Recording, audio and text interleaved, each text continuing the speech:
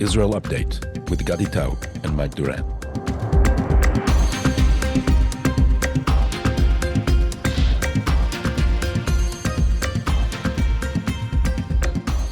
Hello and welcome after the Passover vacation to Tablet's Israel Update. I'm Gadi in Tel Aviv, and Mike is going to tell you that he's not just in the offices of the Hudson Institute. He is, Mike, in the headquarters. In the headquarters. And there is just no way to prevent if you're watching the videos, there's no way to prevent your cat from coming up on your podcast. Because if you lock her in a room, she just shouts.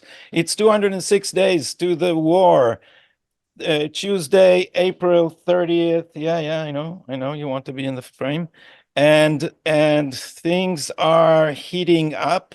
And maybe what we are talking about for the last at least 4 months is actually happening. The forces arrayed against Netanyahu's government are coalescing, or so it seems. I saw a tweet, I think it was by Duranimated, if I'm not mistaken, that Joe Biden's going to get what he wants. Hamas is going to stay on its feet, and Netanyahu is going to fall. So, Mike, instead of just the headlines, why don't you describe the situation as you see it reflected in this morning's press? Okay, well, good morning, Gadi. Good to see you back. Israel has drafted what U.S. Secretary of State Antony Blinken has described as, quote unquote, an extraordinarily generous proposal for Hamas.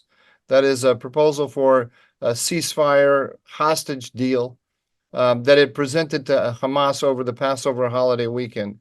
The U.S. presented this, or the Israelis presented it to Hamas by way of Egypt. Qatar was the main interlocutor for some time, but now Egypt has moved front and center. Hamas is said to be studying the proposal and is expected to respond in a few days. We're hearing different reports about whether it will respond positively or not. According to many reports, Israel softened its stance on a range of issues, including the number of the hostages to be released in the first stage of the deal. And in addition, Israel also has consented to allow Palestinians, Gazans, to return to the north of the Gaza Strip without going through an Israeli security check, or a direct Israeli security check. Israel has refused to agree to formally end the war in the context of the proposal that's currently on the table, but that may be the outcome in practice, as you alluded to, Gadi. Let me read you a passage from an article this morning by Avi Issacharoff. You know, Avi Issacharoff is the creator of Fauda, is he not? He's the writer of Fauda. Yeah, one of them. Yeah. But he's also an analyst of Palestinian politics. I think his take this morning is very interesting for us to discuss. Okay, I quote him now. Hamas's chief demand until now was a complete ceasefire. The Egyptian proposal does not include this, but it does pave the way to stopping the fighting completely further down the line. The Egyptian proposal says that if the release of 33 hostages proceeds in an orderly manner, more hostages will be released in the future in exchange for extending the ceasefire and, of course, the release of Palestinian prisoners by Israel. It also says that the pause in the fighting will change from being temporary into a permanent one of sorts. So you see what he's saying here is that the Egyptian proposal is calling for a ceasefire in all, an end to the war in all but name. This will, and I go back to what Issacharoff now, this will allow Netanyahu to claim, mainly to his right-wing voters, that he did not agree to stop the war, only to a temporary ceasefire. It bears noting that after long months in which the Qataris led the talks between Hamas and Israel, Egypt and its intelligence officials are now the ones who took the reins on the mediation. Some of those involved in the talks on the Israeli side are senior officials who know the job very well. They were involved in reaching the Shalit deal in 2011, the deal in which the Netanyahu government released Yahya Sinwar from prison, along with another 1,026 prisoners in exchange for Shalit's release, unquote. I think I made a little bit of a mistake there, Gadi. I said that some of those involved in the talks are senior Israeli officials. I think I put Israeli in there. I think he's actually saying that the Egyptians are the ones who were involved in the Shalit deal. Okay, so what has led to the change in the Israeli stance? They've softened on a number of hostages. Israel has reduced its demands from 40 to 33, and in addition, it is now saying that it'll allow people to go back to the north without going through an Israeli checkpoint. The New York Times says, it's reporting this morning, that the reason for the change is Israel's assessment that some of the 40 hostages who were to be released in a humanitarian deal have died in captivity. The change in the Israeli position, according to the report, raised the expectations among mediators that a deal could actually be reached, in contrast to previous times in which the talks reached an impasse. According to the New York Times, the issue that might derail the talks this time is the duration of the ceasefire.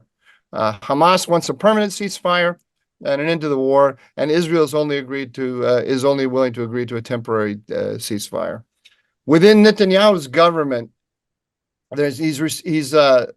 he's being pressured by especially those to his right, Bezalel Smotrich and Ben Gvir. They threatened actually to bring down the government last week if Netanyahu doesn't give the order to the military to take Rafah.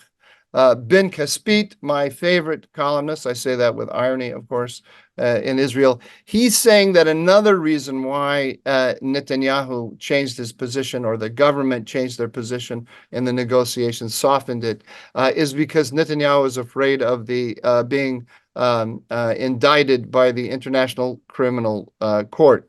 An Israeli analyst that I truly respect, Itamar Eichner, he says it's not clear that the threat of an indictment by the International Criminal Court is even real. Of course, Ben Caspit is saying that Netanyahu is in a total panic over it, but I'm not so sure. I'm going to go with Eichner on this, as usual, I think. Mike, if I can intervene before you continue, this is I've actually finished. I think that's the picture we have now. Okay, so on the matter of the court and Netanyahu being afraid of it, this is just the latest variation, which is the dominant song in the press now, that Netanyahu continues the war for personal reasons. That is their. So one is that his coalition will not survive. Another is that he's afraid of the court. If you, I was on some international forum and some debate, and a debater there said that, and I see this in the American press a lot, that Netanyahu is continuing the war because the minute he stops it, his criminal cases now in trial in Israeli courts will get to him.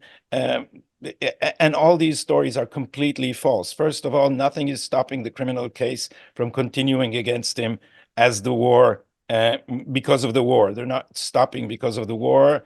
And these are trains that have already left the station. Secondly, the cases are collapsing in court. And so the press in Israel, which trumpeted them like the American press trumpeted Russian collusion, is now silent about them.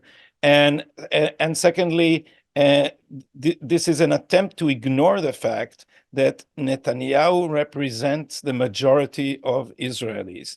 Let me read you what Tamir Morag, commentator for Channel 14, has said on his Twitter feed. He said, the reckless deal, which means the end of the war, is directly opposed to the heart and the mind of Benjamin Netanyahu, because it will leave him without a government, because Ben Gvir and Smotrich are going to leave it. It will end his political career, and it will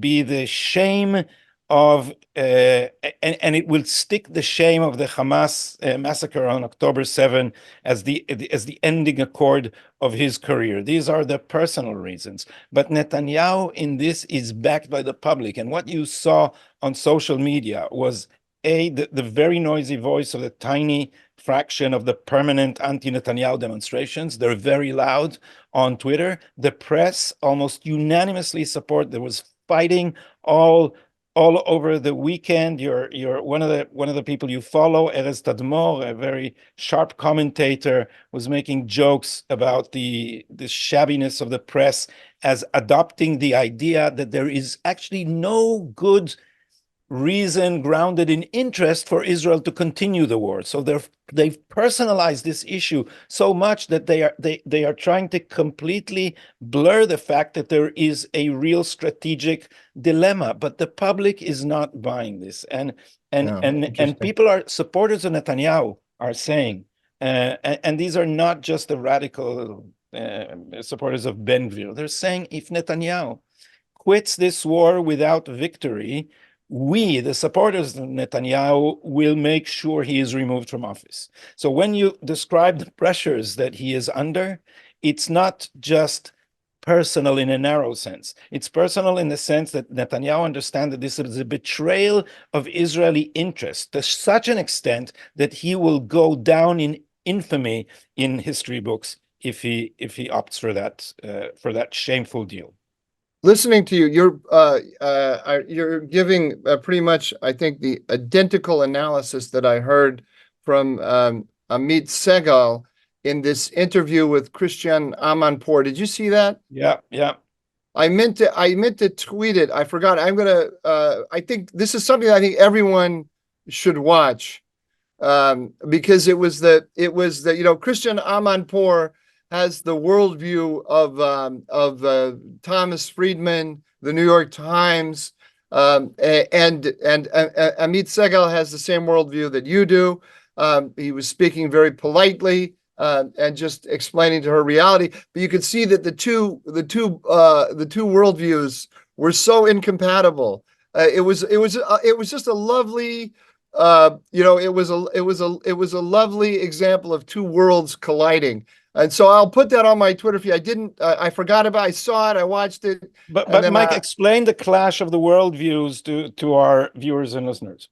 Well, the worldview is that is being put out by the Biden administration is behind this, and the news media, the mainstream media in the United States, and the anti-Netanyahu media in Israel, which is pretty much the entire media, they're saying that that taking Rafah is not really necessary strategically. That's the Biden administration is saying this explicitly. They're saying, we think that you can defeat Hamas through targeted killings and through targeted operations, through special operations and so on. You don't actually have to go in and take this entire city, which will cause an enormous amount of humanitarian suffering. Yeah, collateral damage. I had an Israeli friend of mine, someone I love, who is very left wing. He was telling me the other day. He's saying that this makes no sense to go into Rafah. It's going to get a lot of Israelis killed. It's going to kill a lot of civilians. It's not really going to weaken Hamas. We don't have to do it. The bigger priority is to bring the hostages home right now. That's the worldview. And so that's Christian Amanpour's view. And she's also saying that Israel is losing legitimacy because this war is going on, have to stop the war. And isn't Netanyahu doing this purely for personal reasons? And Amit Segal, I didn't know he knew English so well. He did a very good job of explaining what you just explained, that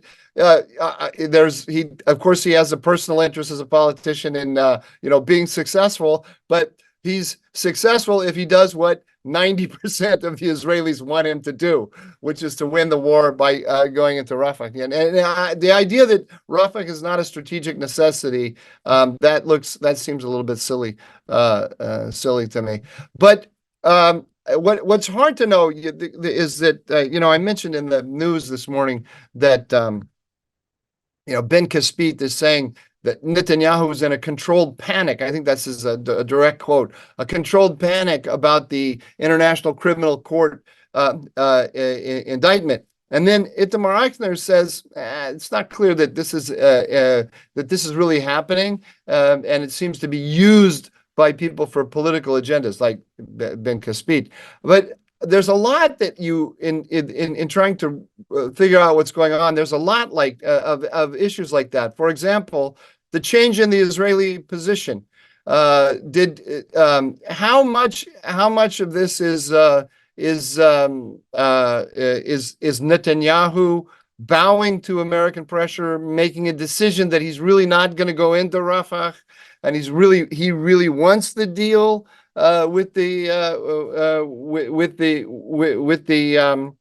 Hamas, or he's just giving the Americans as much as he can, and he really wants to go to Rafah. What does he want? In other words, what does Netanyahu really want? Does he really want to go into Rafah or not? And it's not. The answer to me isn't clear there. I agree with you that all of these people who are a lot of the arguments they're making about his calculations are politically motivated and silly.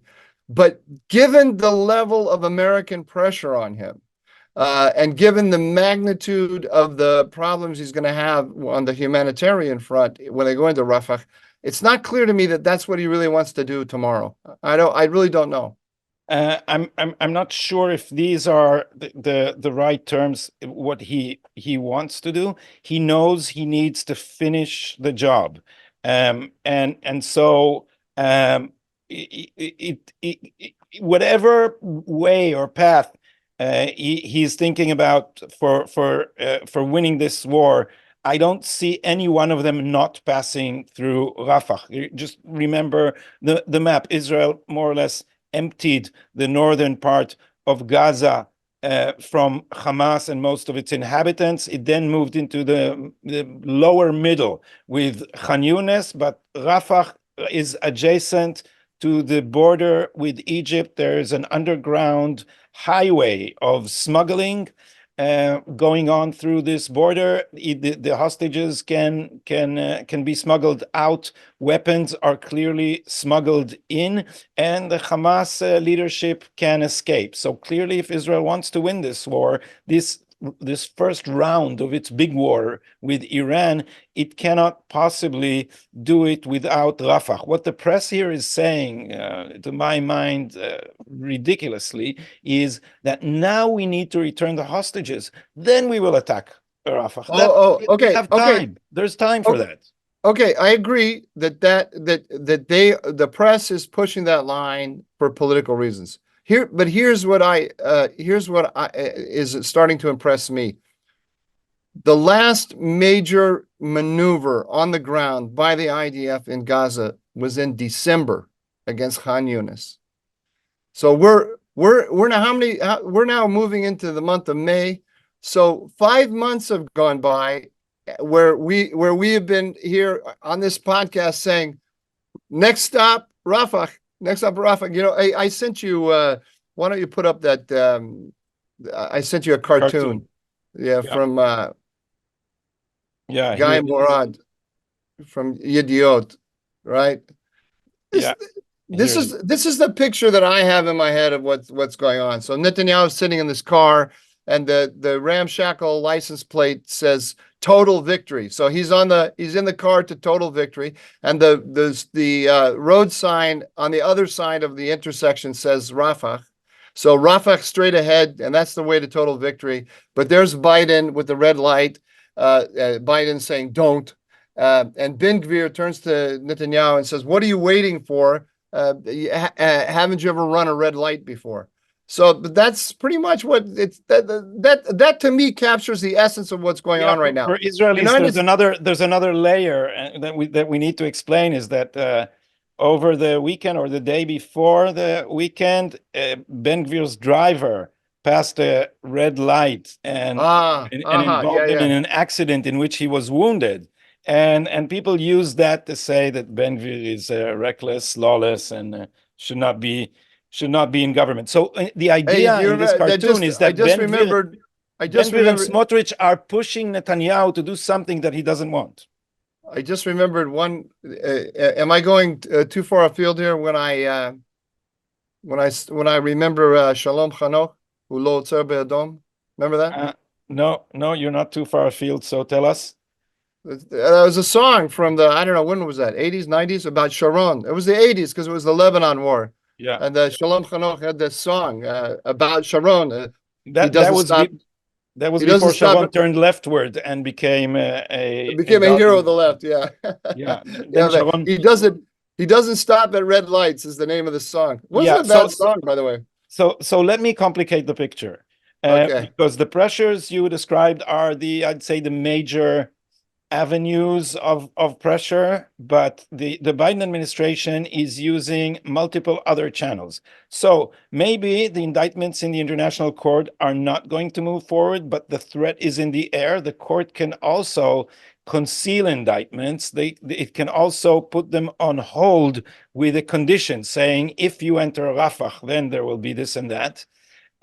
Clearly, the Americans have great influence there. The prosecutor was chosen by America and does the Biden administration's bidding, or so we believe. Then there are the IDF officers, and there's more than just rumors that the IDF is dragging its feet because it's very intimate with the American army, and the American army is aligned with its government while the Israeli army is not. So these upper echelons of the army, what the Israeli pundits call the Wexner army, those who were educated in American university courtesy of the Wexner Foundation program and are considered progressive and pro-American.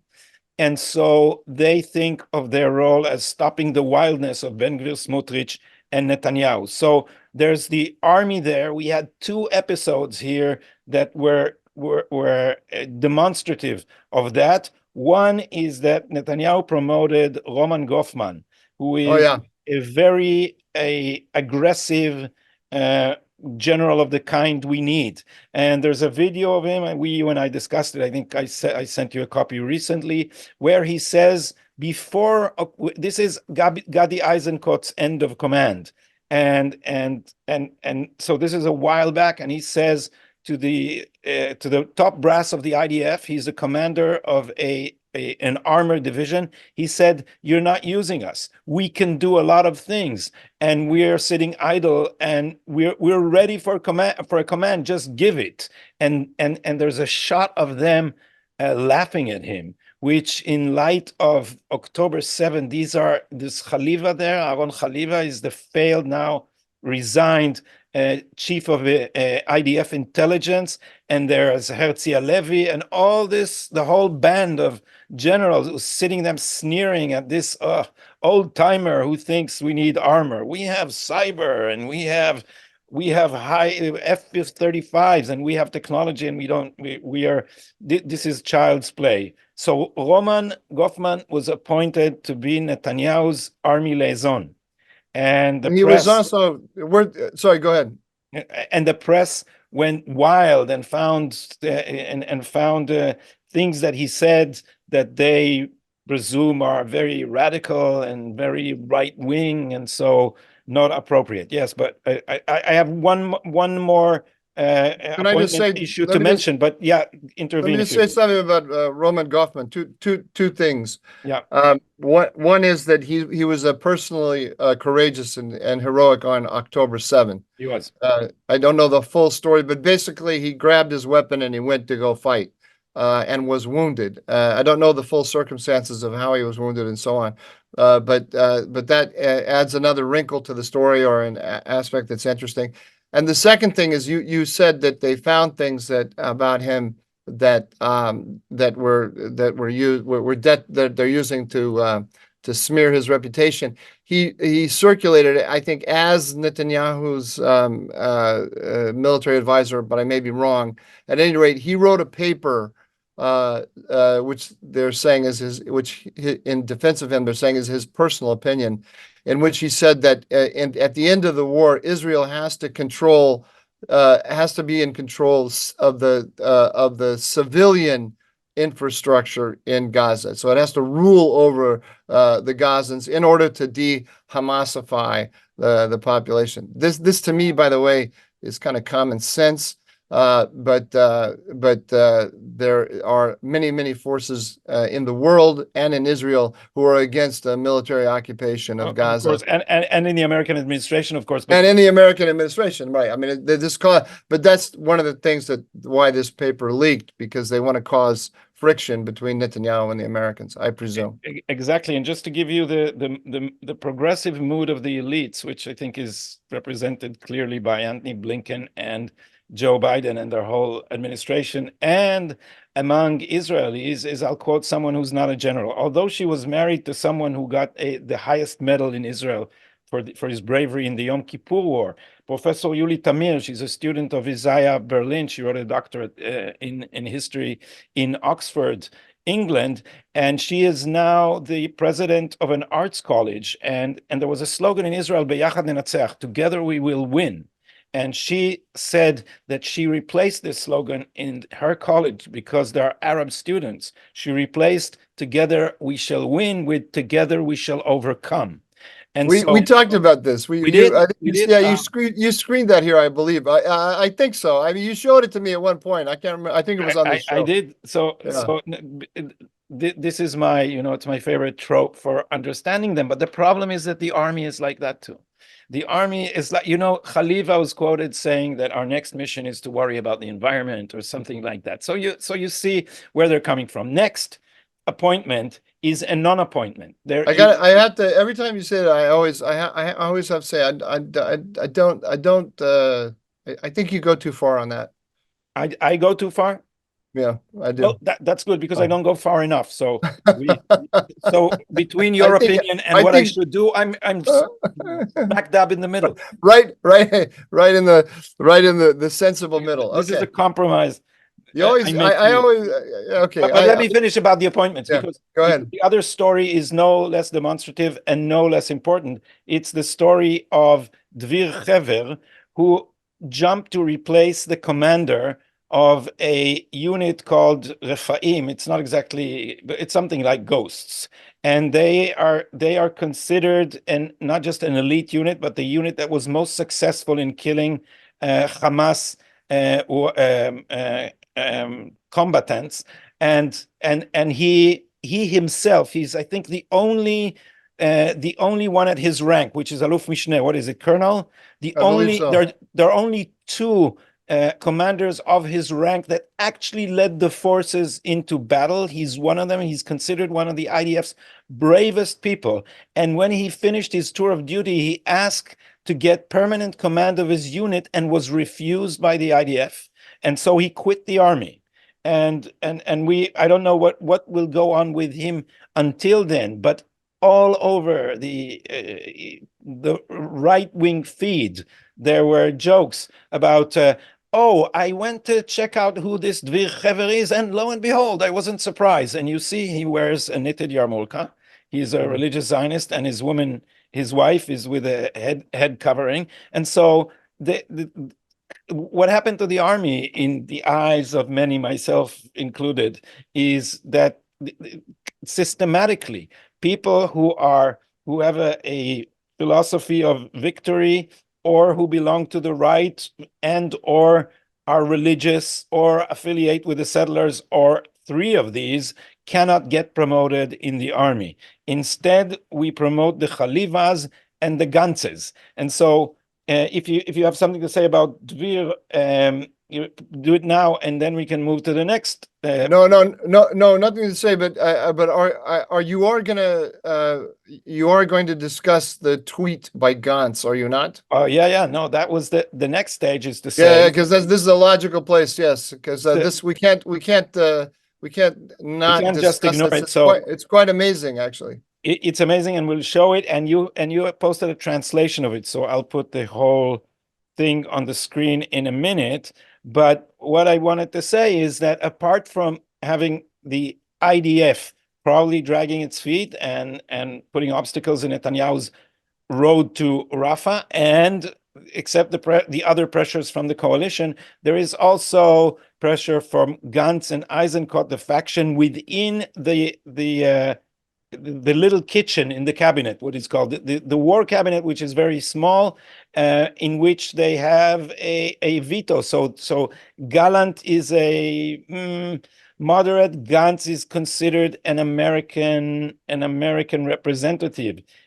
Some have argued that he's been called back and forth to America in order to get instructions from the White House on how he is to conduct himself. And it certainly seems so if you look at this tweet. So, Mike, why don't you read the English? Okay, so entering Rafah is important in the long struggle against Hamas. The return of our abductees abandoned by the October 7 government is urgent and of far greater importance. So he's saying, okay, yes, Rafah is important, but the getting the hostages is more important. If a responsible outline is reached for the return of the abductees, so of the hostages, with the backing of the entire security system, which does not involve the end of the war, and the ministers who led the government on October 7th prevent it, then the government will not have the right to continue to exist and lead the campaign. So he's putting, like the Biden administration, he's putting pressure on the government to accept the hostage deal that is on offer, that might be on offer by Hamas. We keep waiting for Hamas to say yes. By the way, an interesting little development here, but which I just want to throw out here, is that Iranian-aligned press across the region in Lebanon and elsewhere is advising Hamas not to take the deal, because they say it'll work it'll work the advantage of the Biden administration and its efforts to bring Israel and Saudi Arabia closer together. Just a little interesting wrinkle there. So it's, last time the reason I mentioned it is because on April 4, Biden called up Netanyahu and really came down on him like a ton of bricks and said, send an empowered team to Cairo to cut the deal with Hamas. He had clearly gotten signals from the Qataris and others, I think, that Hamas had given him signals that Hamas is ready to cut the deal. And then when the Israelis came, made some concessions, were ready to go, and Netanyahu and Biden was putting enormous pressure on them, Hamas changed its terms and basically said, get lost. We want a complete end of the war, and we want more hostages. We want more prisoners released than you're willing to release. Mike, can I ask you what you think about the deal? Would you have, suppose you could get it without the end of the war? Do you think there's any point in accepting it? I think at this point they have to, but I think they've gone this. They basically have said, they've basically given their terms to the Israelis have given their terms to the Egyptians. The Egyptians have put them to Hamas. If Hamas says yes, I think it's a done deal. And clearly Netanyahu has been working with the Gantz and others to come up with this proposal. There's no.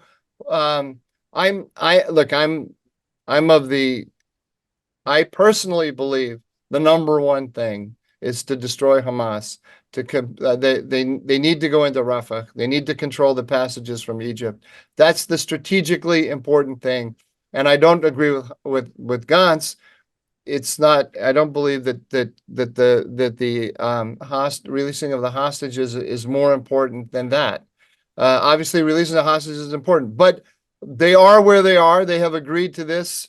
And so my views about it don't really enter into it here. Yeah, mine are not going to influence reality either, but I think even the terms that Israel is supposedly has agreed to, which I'm not sure is exactly true, are terrible, and it should backtrack from them. And Netanyahu, if he accepts that deal, is finished. Well, there's a cost to backtracking as well, though, at this point. I mean, but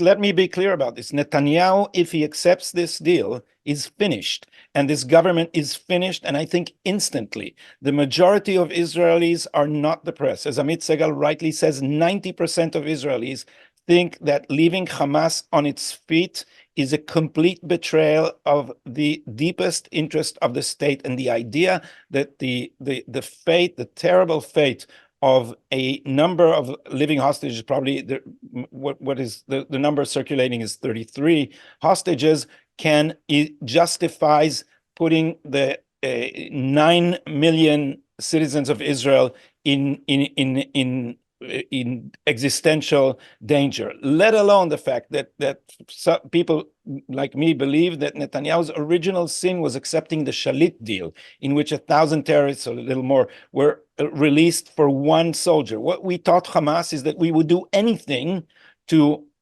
release our hostages, and therefore it concentrated its effort on taking hostages because it understood it could bring us to our feet. This is an escalating process. Next thing you will see, if this terrible deal is struck, even without finishing the war, even with conditions that were on the table 3 weeks ago and some people thought were reasonable, accepting this deal means that Hamas, Iran, others will next try to take 1,000 hostages. I don't know where, in a cruise ship, in a school, in a isolating part of the country, in invading another festival, or I don't know what. This is, and the fact that we have given in to this emotional extortion at the expense of rational calculation of our interest is terrible. So when you count the pressures on Netanyahu, he is also with his back to the wall with his supporters, who have made it clear to him that they will not just abandon him, but turn against him instantly. Remember, there are about 150,000, according to the recent estimates, of displaced persons who left their homes in the north and in the western Negev. The only way Netanyahu can reach some compromise in Rafah and survive is if he immediately attacks Hezbollah, because the Israeli public understands that this is that the Gaza arena is just the smallest arena in the large war against Iran. Before you respond, just let me also point out the wording that Benny Gantz is using. Audaciously, Benny Gantz is saying the abductees abandoned by the October 7 government.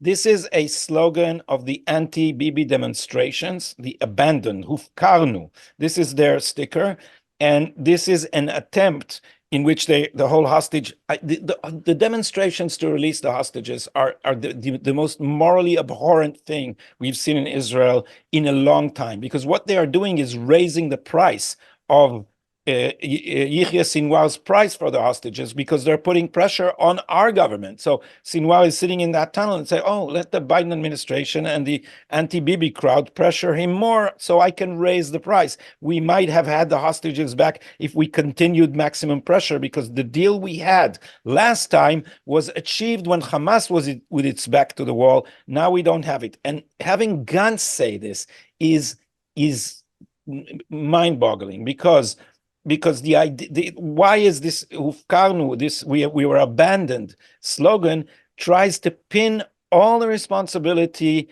on Netanyahu and maybe his government and absolve everyone else, while the real problem, which Netanyahu is part of course, is the conception that has been wrong for many, many years. And Benny Gantz was deputy chief of the IDF. He was chief of the IDF. He was Minister of Defense, and he bears and he appointed many of these failures among the IDF brass. So now Benny Gantz adopting this rhetoric against Netanyahu and pretending to be responsible. This looks like it was cooked up by strategic advisors. Oh, it was. You could. That was a tweet that was. That was a tweet that was written by committee. You can be sure, and including people who were looking at polling and other things, including Americans. Oh yeah. There are Americans in there too. I'm sure. I'd like to be a fly on the wall of that committee to see who's involved there. Let's see if Benny Gantz will suffer any repercussions for this, because as I said many times before, when Benny Gantz cooperates with American pressure, this undermines him with the constituency he hopes will will elect him. And mind you, Benny Gantz leaving the government will not topple the coalition. The coalition has a majority without Benny Gantz and his party. So he can go the Yair Lapid way and desert the government and then find himself politically stranded. I want to make 2 points here. One is about the tweet itself, and then one little thought about response to everything you just said. The tweet goes some distance in supporting your earlier analysis, because he says in there, he speaks in the name of the security establishment against Netanyahu, and he says if Netanyahu doesn't go forward with a deal that has the support of the security establishment, then he doesn't have the right to lead, or whatever his words were. But it's interesting. That's the first time. Maybe he's done it before, but it's the first time I saw him, representing the security establishment as a whole against Netanyahu. And I think he's got the press at least says that he's working closely with Gallant in this effort. I don't know if that's true or not, but that's what the press is presenting Gantz and Gallant as a unit, which does raise the question: if Gallant was to resign, that would be a crisis for the government. Okay. I just wanted to say, in response to what you're saying, my contribution to this whole discussion, my major contribution is to talk about the Biden administration's policies, what they really are, as opposed to what a lot of people believe them to be, but also to talk about what I think the American interest is here. And that coming from that perspective, it changes my view of the pressures on Netanyahu a little bit. And I'm repeating myself here, but it's worth saying it in this context. Everything you say about the pressure that Netanyahu is under from public opinion and the strategic importance of taking Rafah, all that's true. But you also have to manage the United States and keep the United States on your side. Look at all the ways the Biden administration is signaling to the Israeli government that they're in trouble. They're sanctioning Netzach Yehuda, the Netzach Yehuda. Yeah, Netzach Yehuda. Yehuda. And they are they're sanctioning a unit within the army. This is also not just a breach of protocol. This is an undermining of Israel's sovereignty, because this is a unit of the IDF. This is not some militia. So they're reaching into the IDF and sanctioning. They've abandoned that plan, but they said they would. Okay. So they're not sanctioning, but they're threatening to sanction. Okay, they're threatening to withhold arms. They are threatening to withhold support for Israel in the UN, and they have already withheld it. They've done it. Yeah, but they're threatening that there were no consequences there, but if they in another context there could be very serious consequences. They are threatening indirectly the Israelis through the ICC, like you say.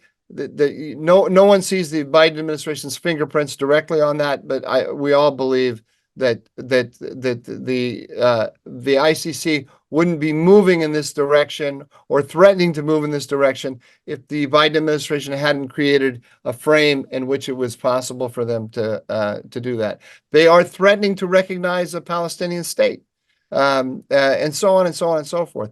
These are all really serious pressures on the government, and they can't just, like that caricature showed, they can't just run the red light and ignore what Biden is saying. As much as I don't like what Biden is saying, I don't think that Biden is representing the American interest. I think or the views of Americans, as we saw. Or the views of Americans. I don't think he is. But and here is the key, Mike. And this is where I understand your cautious stance, but I've been thinking for a long time that we are running out of things to lose by a more direct confrontation. This administration is attacking Netanyahu directly and publicly and asking to remove him. This can strengthen Netanyahu with the Israeli public, but also I think that we have other instruments with which to signal to the United States that we can be a highly disruptive force, and that a head-on collision is, you know, I don't mean to say that we can arm wrestle the United States into submission, but for instance, we could start saying more publicly to the American people that the pro-Iranian policy, which is called regional integration in its laundered euphemism, is a pro-Iranian, anti-Israeli policy, which would not be popular with the American public, and Biden must be mindful of that in a year when he seems to be in increasing trouble. He's not taking a stand against campus anti-Semitism, and now adding to that the abandonment of Israel, it can be a serious liability to him. And I think we should stop playing only defense. As you keep saying about the military, we in diplomacy too, we have to begin to be more bold, and I think we will arrive there. But I don't want us to start playing these cards when it's too late and too desperate, because we're heading there, and the United States is putting us in existential danger. If people are, I'll tell you what the mood is here. People are saying that Israel may not survive another 4 years of Biden. Israel may not survive. And just remember, this is less than a century after the Holocaust. And if Israel would be faced with another Holocaust, it can become very desperate, and it's not without means to cause trouble. I still hear from American Jews, there's still people who are saying, and I'm not talking about silly people, that Biden is the most pro-Israel president ever. So we have a lot to do in explaining, right? But this is no, but the so the ability of there was this amazing moment in the 1970s, late 70s, when the Americans under Jimmy Carter were going to go recognize the PLO. And they wanted to have an international conference that would bring the Soviets and the Syrians. Carter was moving against the Kissinger view of how to do diplomacy, which is to push bilateral negotiations, and especially the bilateral Egyptian-Israeli track. That was the one that was getting the most attention from Kissinger, and he saw as the strategically most important track. And the Carter administration came in with this idea of comprehensive peace, which included recognizing the PLO, because just like now in these days, Biden is resurrecting the two-state solution and putting the Palestinians front and center. That's what Carter was doing in the late 70s. And Moshe Dayan was Begin's foreign minister, and he came to New York, and he met with Carter. And he told Carter, if you continue down this, like directly told him, if you continue down this route and you recognize the PLO, I will mobilize American Jewry against you, right? And that was a serious threat. And Carter Carter backed off from his intention to recognize the PLO. Probably as a result of that threat from Dayan. Now, if Netanyahu were to tell Biden, "I'm going to mobilize American Jewry against you," Biden would laugh at him, because he'd say, I have Tom Friedman on my side, Tom Friedman and everyone who thinks like Tom Friedman, which is a significant number of people. Yeah, I think we're in trouble in that respect, and I'm not sure enough American Jews are waking up to that reality.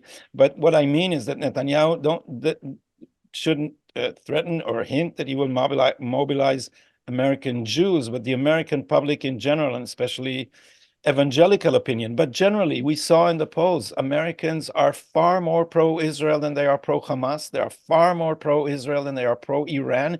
And the Biden administration has been cheating the American public about its policy in the Middle East. And we should start exposing these lies. I mean, not just we should, because you have, obviously, and we do often, but Israel as a country should. And I think Netanyahu is not being bold enough on that front. I think he should also tell the Israeli public if his own ministers are working against him, and he should tell the Israeli public if his own generals are disobeying the government of Israel. But Mike, we have run out of time, and we do have dumbest takes on the news, and your dumbest take is your favorite American journalist, more than Ben Caspit even. Yeah, my dumbest take is just Tom Friedman's column last in the New York Times last Friday. Got a lot of attention. He said the choice between Netanyahu is Rafah or Riyadh. He can it's everything that we've been talking about. We don't have to spend any time on it, but he can go to the choice that Friedman says Netanyahu faces is go forward to Rafah and lose all the legitimacy of the world and do this, just to go to look after your own narrow political interest, or take the high road that's better for Israel and go normalize relations with Saudi Arabia with the help of the Biden administration and help create a new Middle East and an anti-Iran coalition, et cetera, et cetera, et cetera. It's complete. This is such a nonsensical view of the world, of what the choice, of what the actual choice is before Netanyahu. We've talked about it here. Does he know? Does he know? Does Thomas Friedman know he's selling a lie? No. He doesn't know. No, he's sincere. He's look. I used to like the guy a lot. I used to read because when I was an academic, I thought he added a little bit of, people in academia read him, and I thought he added a little bit of reality. But there's always been this delusional thing. You remember? I don't know if you remember the Saudi, the Arab peace plan, the Saudi peace plan. So he was the one who broke the story of the Saudi peace plan, and he told the story in his column. He goes to Riyadh, and Crown Prince Abdullah, I think it was, says, he's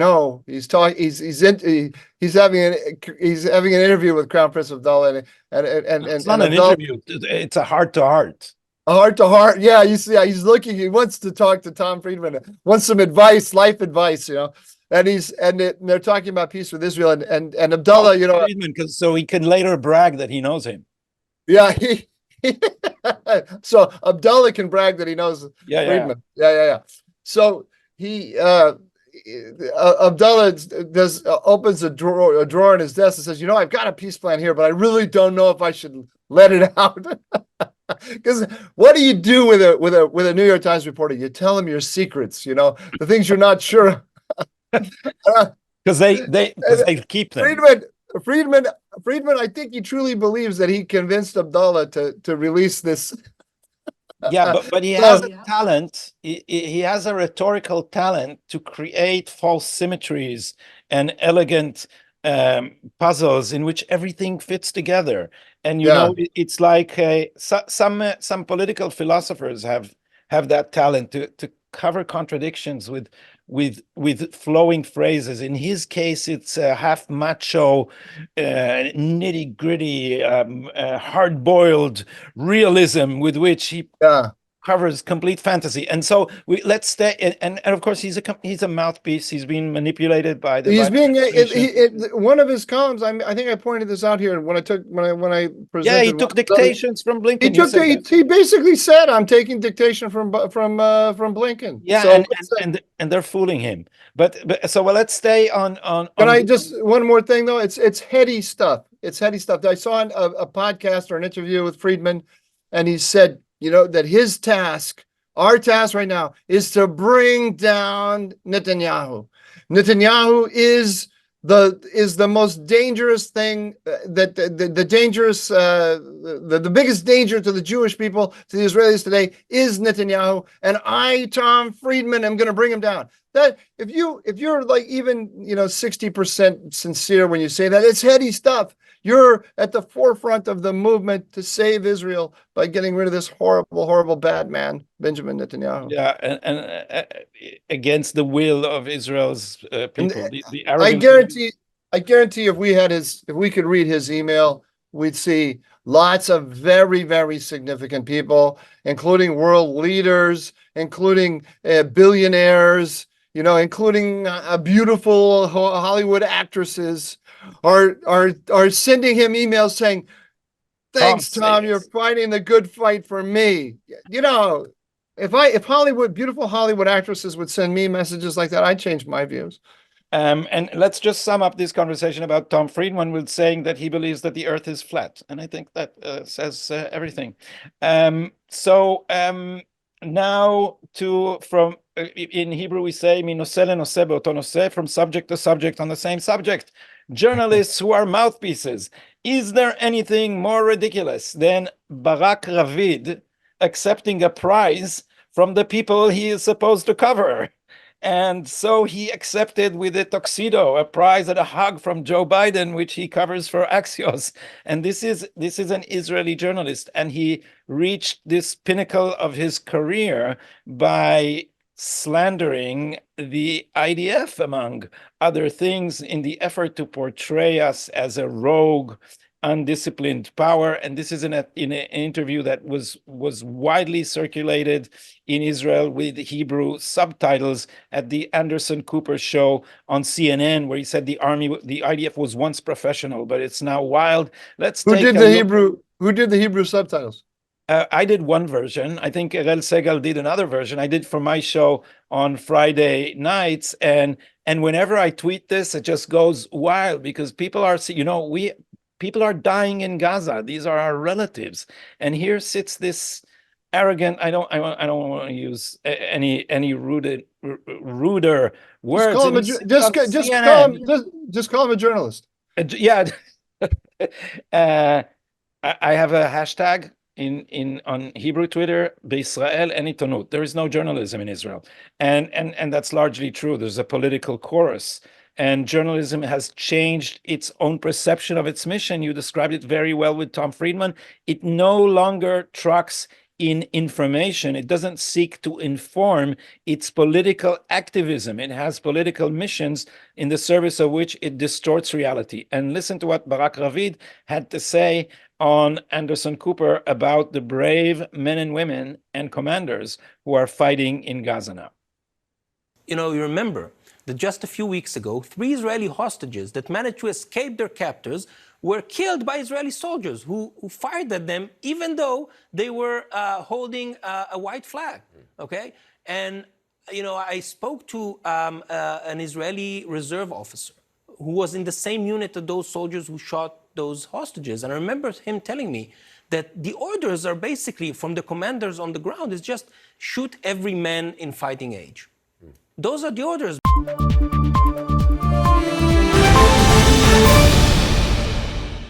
Well, I think that clip speaks for itself. I mean, he obviously is working with the Biden White House to delegitimate the war, the campaign in Rafah, and that says, what more can we say? It's all clear there. And they're all working together. So if we need to tie everything that we said here, the American fingerprints are on everything, but Netanyahu is working under impossible conditions with pressures from all sides. And the question is, as one of my friends, a pundit, put it, is the juggler finally dropping the balls? Can he still juggle them, or has he reached the end of his rope?